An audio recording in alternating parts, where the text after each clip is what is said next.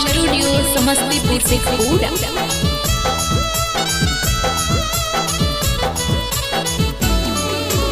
कहाँ में जनमल जी पापा फुलावा ऐसन गुलाब। कहाँ में जनमल जी पापा फुलावा ऐसन गुलाब।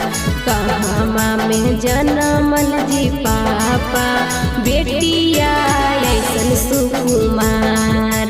कहाँ में जनमल जी पापा बेटिया ऐसन सुकुमार। उड़ी खेत जलमई के बेटी फुलावा ऐसन गुलाब। उड़ी खेत जलमई के बेटी फुलावा ऐसन गुलाब। मम्मी कोखी जलमई के बेटी दियावा ऐसन सुकुमार। मम्मी कोखी जलमई के बेटी दियावा ऐसन सुकुमार।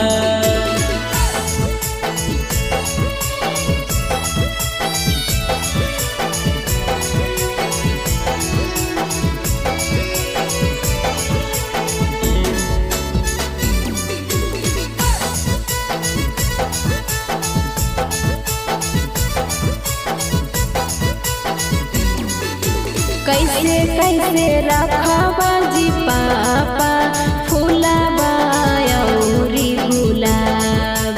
कैसे कैसे रखबा जी पापा फुलावा औरी गुलाब। कैसे कैसे रखबा जी पापा बेटिया को कुमार। कैसे कैसे रखबा जी पापा बेटिया को कुमार। पानी छिटी रखबै के बेटी फुलावा ऐसन गुलाब। पानी छिटी रखबै के बेटी फुलावा ऐसन गुलाब। आंचल झाँकी रखबै के बेटी बेटिया कई कुमार। आंचल झाँकी रखबै के बेटी बेटिया कई कुमार।